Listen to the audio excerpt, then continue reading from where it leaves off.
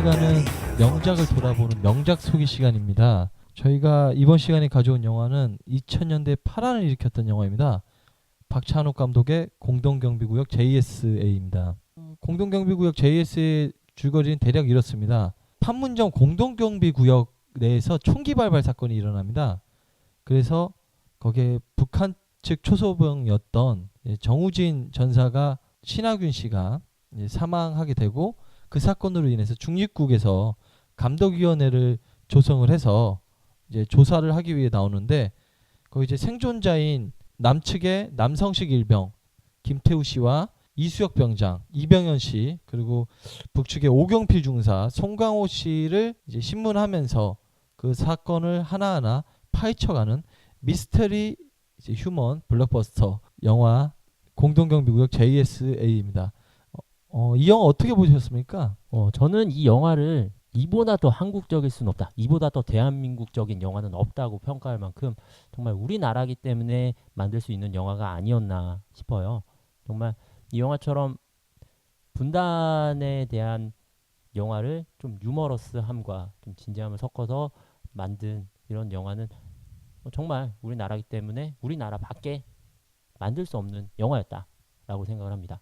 아, 그런가요? 예, 뭐 그렇게 볼 수도 있겠네요. 우선은 저희가 소개를 해드리기 전에 좀 한 말씀을 드리고 시작을 해야 될 것 같아요. 우선은 들으시는 청취자분께서는 절대로 좀 오해를 안 하셨으면 좋겠습니다. 저희는 정치적인 성향이나 좌파나 우파 같은 거에 관심이 전혀 없기 때문에 영상이나 영화, 그리고 그 안에 있는 구성과 스토리라인, 짜임새, 연기에 대한 그 부분만 저희가 터치를 할 거고, 절대적으로 이제 정치 성향을 보일 것은 아니기 때문에 너무 그쪽으로 치우쳐서 생각은 안 해주셨으면 좋겠습니다. 방금 이제 정피디님 얘기하신 대로 그 부분 얘기를 좀 하자면은, 박찬욱 감독님이 실질적으로 이제 그 당시에 보여주기 위해서 만든 영화이긴 해요. 그 당시 이제 남북 관계가 좀 원활하게 소통되면서 이야기가 좀 어떻게 재밌게 잘 풀려가지고 대박이 났다라고 이야기를 좀 인터뷰에서 하셨는데, 잘 만든 영화죠. 유머 코드도 굉장히 재밌고, 그 어떻게 보면 상업적인 것을 모티브로 완전 표적을 해서 만든 영화이기 때문에 잘 만들 수밖에 없었다라는 생각을 하고, 그 당시 한 600만 정도가 봤거든요. 성공한 영화였고, 아까 말씀하신 한국적인 부분에 대해서 이야기를 조금 하자면은, 영화가 이제 대략적으로 큰 그림이 이제 남북 관계에 대한, 혹은 뭐 이데올로기나 개인과 개인, 나라과 나라에 대한 이념에 대한 영화이긴 한데, 사실 영화적으로 봤을 때는 정치 성향이나 정쟁 영화는 아니거든요. 이 영화는 어떻게 보시면 맞냐면은 심리 드라마죠. 심리 드라마인데, 아무래도 이제 분단 국가라는 그런 이제 어쩔 수 없는 상황에 놓여 있기 때문에 그쪽 측면으로 사실 볼 수밖에 없는 더 큰 영화라고 생각이 들어요. 네, 아무래도 대한민국이라는 나라가 뭐 현존 유일한 분단 국가라는 이야기가 있기 때문에 분단 국가라는 설정을 우리나라보다 더 잘 이야기할 수 있는 나라는 없다고 개인적으로 생각을 했고요. 그리고 이 영화 같은 경우에는 원작이 이제 박상현 작가의 그 DMZ를 원작으로 만든 영화거든요. 그러니까 DMZ를 원작으로 이미 있는 것을 박찬욱 감독과 이제 이무영 감독, 김현석 감독, 그리고 이제 탈북 영화 감독인 정성상 감독이 넷이서 이제 각색을 해갖고 만든 영화라서 양측의 조금 심리를 잘 이해를 했다라는 생각이 좀 들긴 해요. 그런 면에서는 정성상 감독의 조금 영향이 굉장히 크지 않았나라는 생각도 좀 들고, 그런 부분에 보서 보면은 이제 원작이 탄탄하기 때문에 이야기 자체도 이제 기둥이 좀 잘 섰던 영화다라는 생각이 좀 들긴 하거든요. 네, 원작이 있기 때문에 뭐 기둥이 탄탄하게 쳤다, 이야기가 짬새 있었다라는 것도 물론 맞는 말이지만, 아무래도 영화를 만든 박찬욱 감독의 그런 연출력도 뭐 그렇게 빼놓을 수는 없는 부분이라고 생각해요. 그렇죠. 근데 이 영화를 만들 때 박찬욱 감독이 굉장히 원치 않았다라는 이야기를 하셨어요. 예. 근데 사실 보시면 알겠지만 박찬욱 감독님 이제 거장이시죠. 굉장히 큰 거장이신데, 박찬욱 감독님 스타일은 아니에요. 사실은 영화 전체가. 왜 그러냐면은 얘기를 해도 되나? 예, 명필님. 그 당시에 명필님의 사실은 압박이 제일 컸다라고 이야기를 했었고, 또 명필님에서도 상업적인 블록버스터를 만들기 위해서 어쩔 수 없었던 선택이었다고 이야기를 했었죠. 그래서 박찬욱 감독님의 100% 연출이 빛났던 영화는 아니었다라고 좀 생각이 드네요. 그러면 일단 영화 외적인 얘기는 됐고 일단 영화 내적으로 뭐 조금 설명을 해주신다고 하면 어떤 걸 설명해 주시겠어요? 아무래도 이 영화의 강점을 설명을 해드리자면은 연기 잘하는 배우들이죠. 네, 항상 좋은 영화에는 연기를 잘하는 배우들이 있을 수밖에 없습니다. 이병헌 씨, 뭐 송강호 씨. 그렇죠. 근데 저는 사실은 이 영화에서 가장 빛났던 사람은 송강호 씨라고 생각을 해요. 그 이유는 왜냐면 이병헌 씨는 조금 보시면 연기가 무르익은 연기는 별로 아니에요. 이병헌 씨가 이제 제대하고 나서 영화를 하신 건데 군대 있을 때 이 영화 시나리오를 받아보고 재밌어서 이제 수락을 해가지고 하셨다고 해서 제대를 하고 만드신 영화인데 굉장히 이 영화에서 독보적으로 보이는 사람은 송강호 씨거든요. 네, 송강호 씨는 그때도 연기를 굉장히 잘했었고 왠지 북한군의 그런 딱딱한 면도 있는 반면 좀 큰형 같은 그런 동생을 챙기고 아우르는 분위기도 굉장히 연기를 잘하신 것 같아요.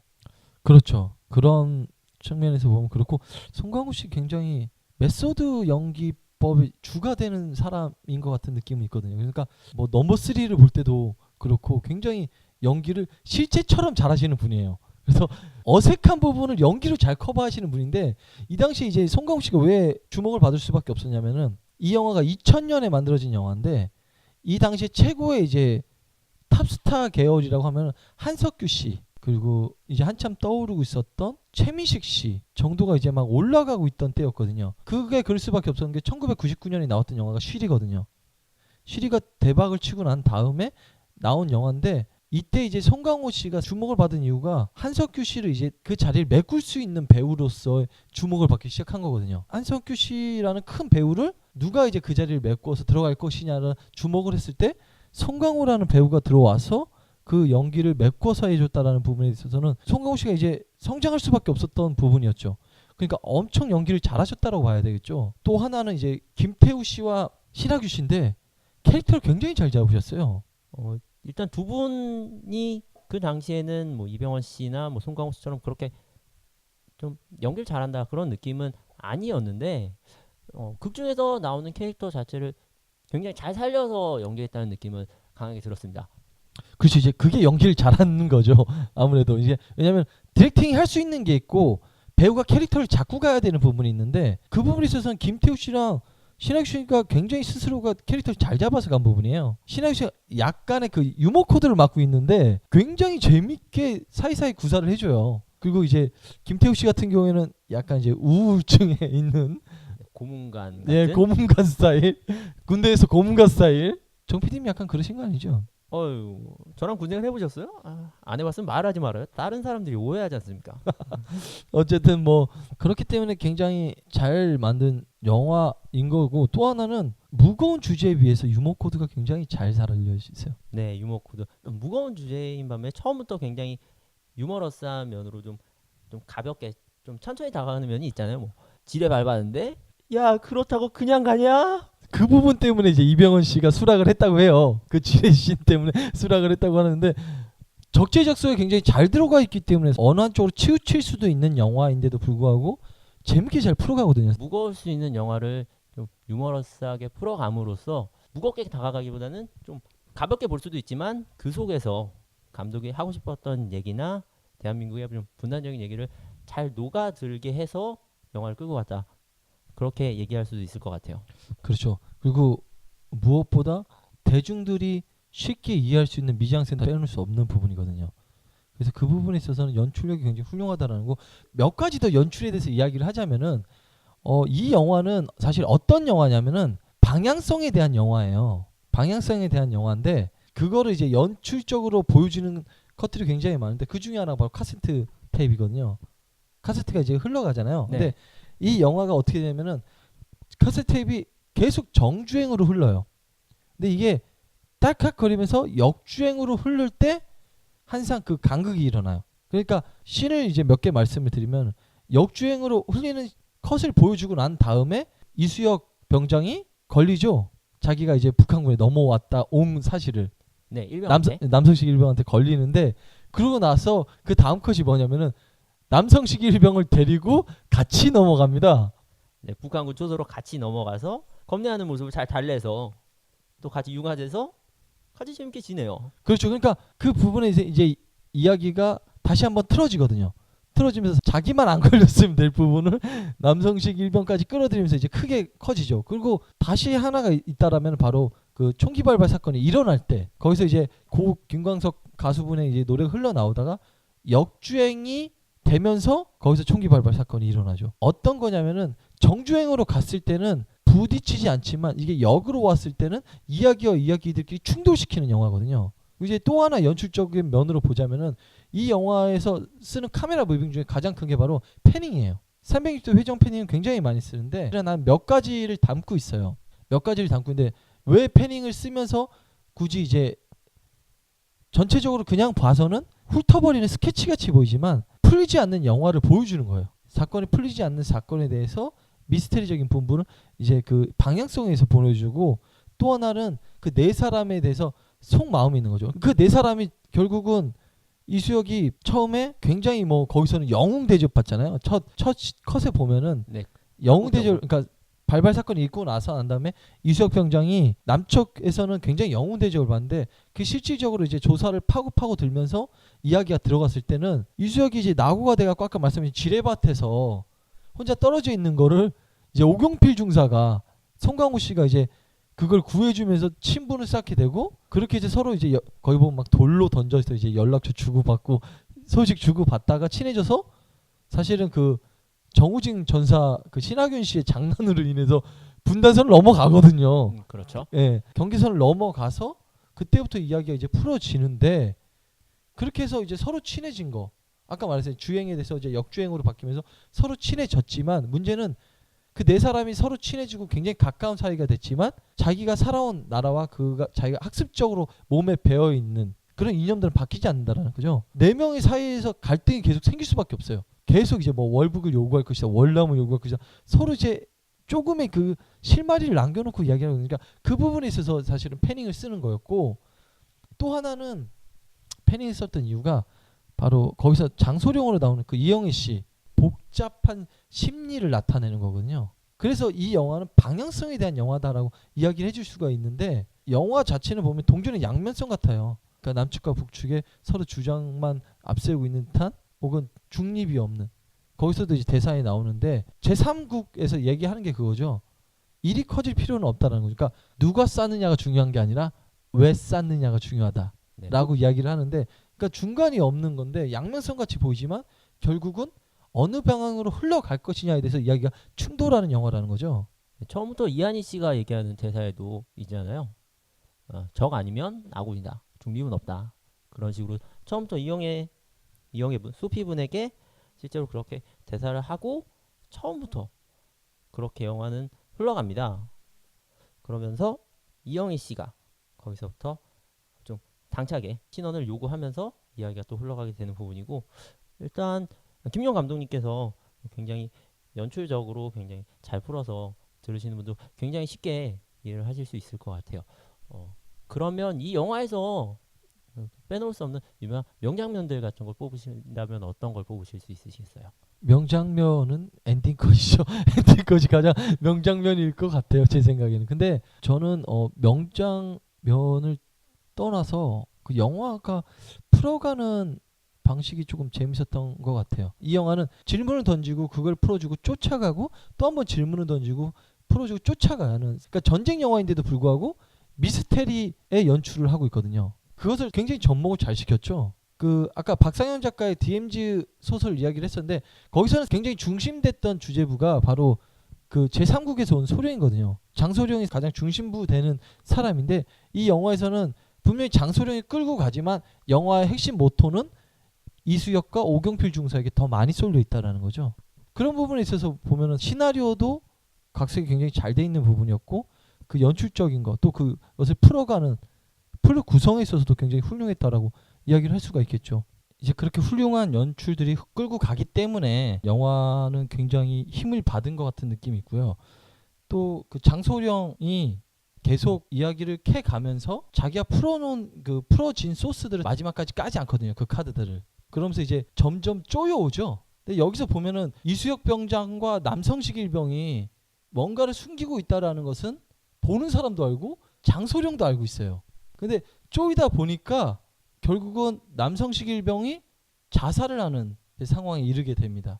그렇게 되면서 이제 극은 이제 클라이막스로 점점 치닫게 되죠. 왜 그렇게 됐는가에 대해서 이제 질문을 더 던지게 되고, 앞에서 제가 이제 얘기했듯이 누가 죽였냐가 아니라 왜 죽였냐가 중요한 영화이기 때문에 왜 죽였냐가 됐는데, 근데 영화는 끝까지 다 보시고 나면은 이영애 씨가 던지는 질문은 누가 죽였냐예요.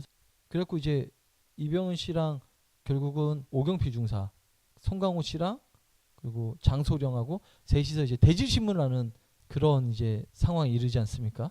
네, 3자 대면을 하게 되는데 여기서 오경필 중사가 좀 그냥 같은 마음으로 이수혁 병장을 지키려고 일부러 과도하게 연기를 하면서 그 상황을 무마시켜 버리죠. 그렇죠. 그런 모습들을 보면은 캐릭터를 어떻게 설명을 좀 해드리면 좋을 거냐면은 이수혁 병장하고 사실은 남석실 병은 약한데 강한 척하는 사람처럼 보이는 거고, 오경필 중사는 정말 강한 사람이거든요.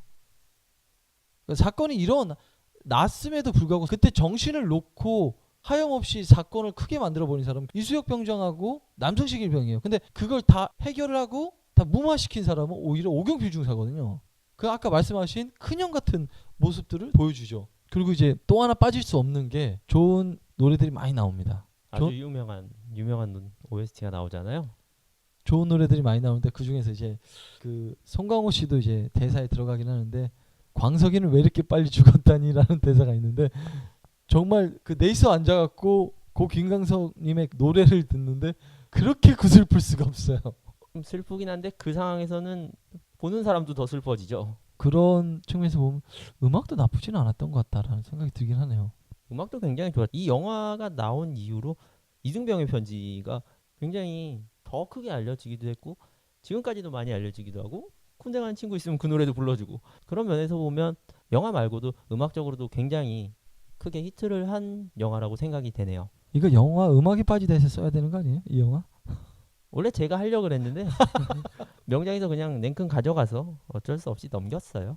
그런 부분에 있어서 이 영화가 훌륭하다라고 생각을 하는 점 한 가지를 더 말씀을 드리자면은, 그 전까지는 남북 관계에 있어서 영화를 만들 때 솔직히 서로 쉬쉬하던 게 조용하던 게 있었어요. 아니면 아예 남측 입장에서만 이야기를 풀어가던 게 있었는데, 2000년대 들어와서 이 공동경비의 JSA가 나오고 난 다음부터는 이런 스타일의 영화들이 계속 많이 나오기 시작했거든요. 시발점이 된 거죠. 이 전까지는 뭐 남측은 착한 사람, 뭐 북측은 나쁜 사람, 뭐 그런 식으로 나눠졌다면 이 JSAT 이후로는 뭐 남한이든 북한이든 좀 사람, 뭐 사람 대 사람 이런 식으로 이야기를 풀어가는 작품이 많이 늘었다고 생각이 돼요. 그렇죠. 그러면서 이제 영화는 서로 비슷한 것 같지만 서로 다른 방향을 보는 이야기들이에요. 그러니까 결국은 아까 말씀드린 동전의 양면 같은 영화인데, 대표적으로 어떤 예를 들 수 있냐면은 이제 데프콘 3가 떨어집니다. 영화에서 데프콘 3가 떨어져서 정말 이제 전시 상황을 방불케 하는 이제 비상이 걸리는데, 그때 이제 시야를 넓히기 위해서 갈대숲을 태워요. 근데 그 갈대숲에 있던 게 뭐 있겠습니까? 비무장지대니까. 지뢰가 있죠. 그렇죠. 지뢰가 막 터지기 시작합니다. 근데 사실은 그게 불꽃놀이처럼 보이긴 해요. 근데 남측 입장에서 보면은 거의 아비규환이거든요. 이거를 북측 입장으로 돌려서 보게 되면은 멀리서 불꽃놀이 구경하는 것처럼 보여요. 강 건너 불구경인가요? 예. 그래서 완전 다른 관점에서 보실 수가 있는데, 이 부분이 영화에 대해서 어떤 큰 영향을 주냐면은 결국은 동화되고 서로 융합되면서 이해하는 영화로 변해요. 처음에 이병헌 씨가 송강호 씨를 만났을 때, 이수혁 병장이 오경필 중사를 만났을 때 자기가 이제 막 자랑을 해요. 나는 빠르게 총을 쏠 수 있다 라고 얘기를 하는데, 그때 오경필 중사가 얘기를 하지 않습니까? 사람 죽여봤냐고. 그러면서 하는 얘기가 그렇죠. 빠르게 뽑는 건 소용이 없다. 얼마나 담대하고 정확하게 쏘느냐가 중요하다라고 이야기를 하는데, 이거를 어떻게 다시 반복적인 패턴이 나오냐면 그 전 장면들에서 나와요. 이영애 씨가 이병헌 씨를 만났을 때, 장소령이 이수혁 병장을 이제 신문할 때 얘기를 해요. 부대 내에서 제일 빠른 권총을 가지고 계신다면서요? 라고 얘기할 때, 그때 이수혁 병장이 얘기하죠. 빠르게 뽑는 거는 전시에서는 필요 없다라고 이야기를 하죠. 그게 동화된 거예요. 근데 그 부분이 또 하나 뭐였냐면 이수혁 병장이 이영애 씨, 장소령을 만나서 이야기하는 것 중에서 장소령이 한 발이 없어진 탄환을 가지고 이야기를 합니다. 과연 그건 누구의 탄환일까요? 얘기를 할 때 이수혁 병장이 이야기하는 게 있습니다. 가끔 여기서는 전방을 보기 위해서 숲을 태울 때가 있는데 그때 지뢰가 터진다. 지뢰가 터지는 것이 마치 불꽃놀이 같이 터진다라고 이야기를 하죠. 그러면서 연출적으로 보면은 이제 시간과 시간을 넘기는 방향을 보여주는, 그러니까 아까 말씀드린 방향성을 보여주는데 그 뒤에 보면은 남측 입장에서 봤을 때는 전혀 불꽃놀이가 아니죠. 근데 북측 입장에서 봤을 때 불꽃놀이인 거죠. 그게 어떻게 보면 서로 이해하고 융합됐다라고 이해를 할 수 있는 부분이거든요. 그런 부분을 보면은 이제 이 영화는 어떻게 보면 융합에 대한 영화다. 제일 중요한 건 아까도 제가 말씀드린 방향성을 가진 영화거든요. 방향성을 이제 보여주는 영화인데 그 방향성이 어디로 갈 것이냐는 거죠. 우리가 갈래길이 있을 때 왼쪽으로 갈래 오른쪽으로 갈래라고 이야기를 하잖아요. 너는 어디로 갈래라고 이야기를 하는 건데 근데 이 영화는 재밌는 게 왼쪽도 오른쪽도 아닌 것을 이야기를 해요. 그 대표적으로 계속 이수혁은 아직도 오경필 중사를 좋아하고 그렇기 때문에 숨기려고 하고 오경필 중사는 이수혁 병장을 계속 감쌉니다. 근데 그게 보이죠. 관객 입장에서도. 그 중간에 있는 장소령이 되게 나쁜 사람처럼 보이지만 거기 영화에서 나오는 마지막 시퀀스 부분에서 장소령 아버지 이야기가 나와요. 장현우 씨가 이야기가 나오는데 거기서 나와서 실제 있었던 그 거제도의 포로 수용소 이야기가 나오는데 거기서 나오는 이야기가 그렇죠. 반공군과 공산주의 간의 내전 속에 내전이 일어났는데 결국은 전쟁이 끝나고 남측으로 갈래 북측으로 갈래라고 할 때 그 많은 사람 중에서 76명만이 남측도 북측도 아닌 제3국을 선택을 했다. 하지만 제3국에서도 그들을 받아주지는 않았다라고 이야기를 하지 않습니까? 결국은 영화의 가장 큰 모토는 바로 그거였거든요. 중립이라고 하기에는 조금 그 사람들은 어디에도 속해 있지 않는 방향성을 가진 사람들인 거예요. 결국은 장소령이 그 조사에서 쫓겨나죠. 이유는 간단합니다. 인민군의 딸이었기 때문에. 근데 오경필 중사나 이수혁 병장이나 서로 털어버리면 편한 이야기예요. 근데 서로 감싸기 위해서 털지 않거든요. 너 월남할래 월북할래가 아니라 그냥 그 상황에 있어서 사람과 사람의 만남에 있어서 정말 중간을 지키는 거죠. 그러니까 치우치지 않는 영화였어요. 그 방향성을 가지고 가는 영화인데 그렇기 때문에 정주행으로 가면은 아무 일이 일어나지 않는데 오히려 역주행으로 오게 되면은 사고가 나버려. 고속도로 같은 영화인가요, 그럼? 고속도로 같은 영화. 그렇게 좀 보실 수 있을 것 같아요. JSA를 살펴봤는데 김 감독님이 생각하시기에 이 영화랑 좀 비슷하다. 좀 그런 영화 같은 거 어떤 게 있을까요? 많은 분들이 이제 태극기 휘날리며 이제 고지전 생각하실 수 있을 것 같아요. 근데 맞습니다. 전쟁 영화라는 유사점에서도 분명히 맞고 태극기 휘날리며 같은 경우에 많이 유사하긴 하죠. 이제 형제 애가 거기에 섞여서 있는데 어떻게 보면은 이 영화랑 가장 유사하기도 해요. 남과 북의 형제. 태극기 휘날리면은 가장 맞긴 한데 제가 봐서 전쟁 영화에 대한 정확한 스토리라인은 아니거든요. 아까도 말씀드린 심리 드라마 같은 미스테리 건데 그래서 저는 제일 비싼 영화를 뽑으라 그러다면은 클린트 이스트우드 감독의 이오지마에서 온 편지를 솔직히 뽑고 싶어요. 그 영화에 대해서 조금 설명을 해주시겠어요? 그 영화 어떤 영화냐면은 이 영화도 똑같아요. 무엇이 똑같냐면은 갈등과 갈등 사이에 있는 영화거든요. 갈등과 갈등 사이에서 무엇을 선택을 할 것인가에 대해서 놓여 있는 영화이기 때문에 어떻게 보면은 JSA랑 비슷한 유사점이 있다라고 보죠. 정 PD님 어떤 게 비슷한 영화라고 보시나요? 저는 장훈 감독의 의형제라는 영화를 조금 비슷하게 보고 있습니다. 영화를 풀어가는 방식이 비슷한 점이 있는 건 아니고요. 어떻게 보니까 송강호 씨가 나오는 작품이 또 비슷하게 나왔는데 이것도 JSA처럼 조금 마음을 숨긴 채로 조금씩 융화되어가는 그런 두 남북 간의 두 인물을 다룬 이야기인데요. JSA처럼 그렇게 좀 복잡한 실마리를 풀어가는 그런 영화는 아닌데 사람 대 사람 정말 남한 사람, 북한 사람 이런 얘기보다는 배경은 그렇지만 그런 사람의 얘기를 다루기보다는 이 사람과 사람 그 두 사람의 이야기를 좀 JSA처럼 좀 융화되는 그런 모습을 다룬 것 같아서 저는 아무래도 장훈 감독의 의형제가 조금 비슷하지 않나 그런 생각이 드네요. 그러실 수도 있겠네요. 예. 재밌는 일화가 좀 있다면은 영화 속에서 오경필 중사가 이제 병원에 입원을 하지 않습니까? 북한 병원에. 네. 근데 그게 사실은 영남대학교 본관에다가 빌려서 촬영을 한 건데 그렇게 이제 세팅을 다 해놓고 촬영을 들어가니까 그날 엄청난 주민 신고가 들어갔다고요. 왜죠? 영남대학교가 점령을 당했다. 북한군한테요. 괴뢰군이 지금 낙하산을 타고 내려온다라는 등의 굉장히 많은 주민 신고가 들어가서 그 다음에 병원 안씨는 세트를 만들어서 찍었다라고 이야기를 하더라고요. 박찬욱 감독이 이제 인터뷰를 할 때 그런 얘기를 했어요. 그래서 그 사건 이후로 자기는 UFO를 믿지 않는다라는 이야기를 하시더라고요.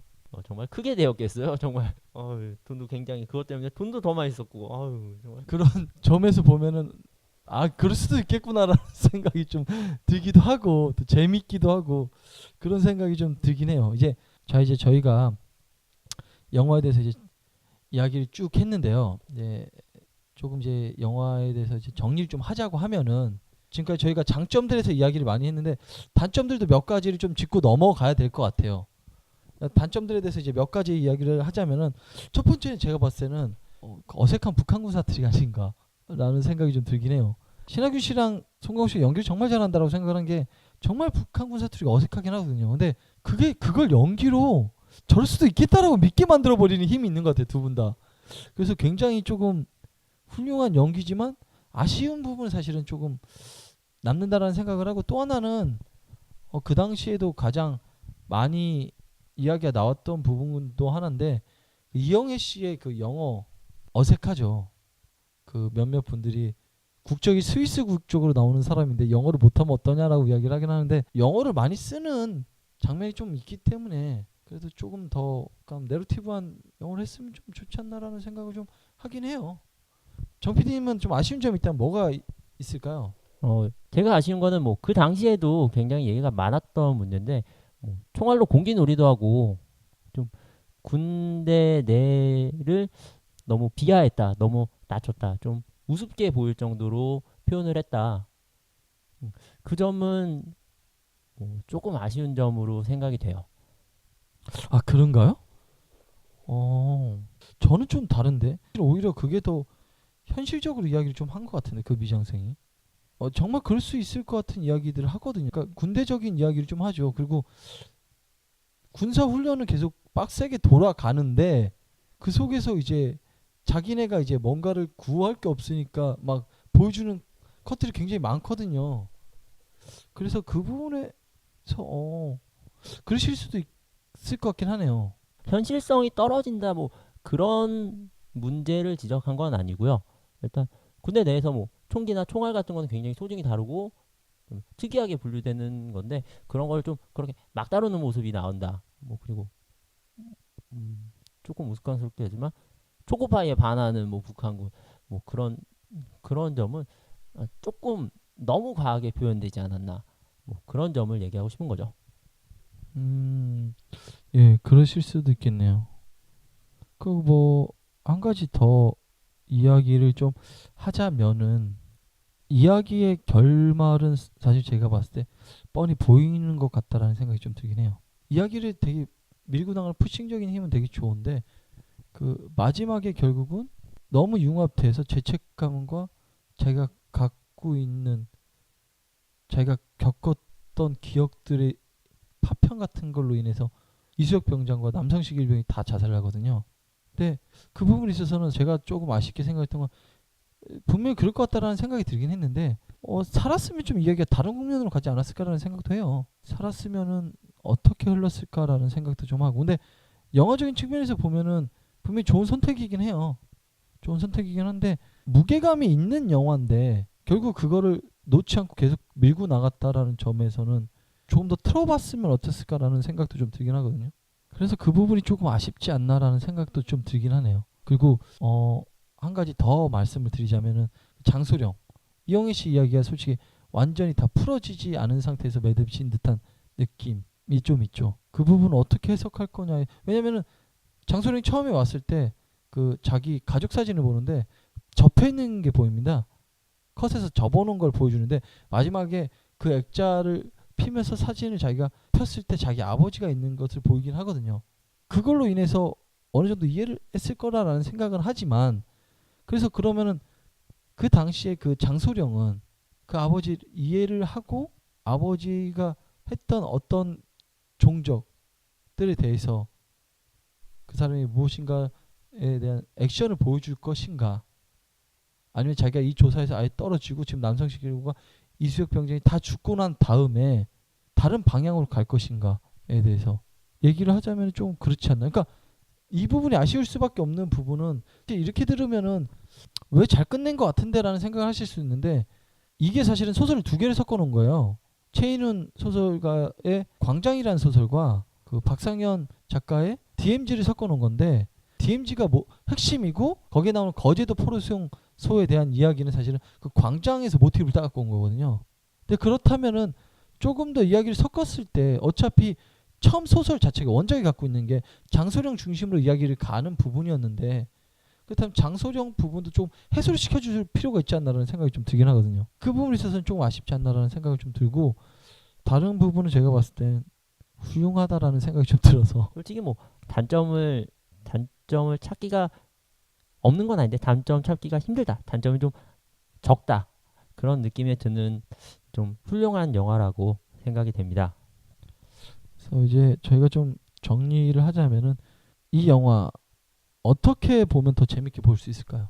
일단 김 감독님이 말씀해주신 대로 뭐 방향성 같은 거 전문적으로 보시는 분들이라면 뭐 방향성이나 그 안에 담겨져 있는 이야기를 찾아서 보는 것만으로도 굉장히 즐거움을 느낄 수 있지만 이 영화 자체는 그냥 즐기셔도 되고 아니면 정말 이념적인 이야기 조금만 더 이입을 하셔서 생각을 하셔도 그렇게 무겁지 않게 조금 재밌게 즐기실 수 있을 거라고 생각이 됩니다. 저는 이 영화 이렇게 보셨으면 좀 재밌게 보실 것 같아요. 버디 무비처럼 생각하시고 보시면 더 재밌지 않을까라는 생각을 해요. 그러니까 이게 원래 처음에 박찬욱 감독이 시나리오 받았을 때는 퀴어 영화를 만들려고 했다 그래요.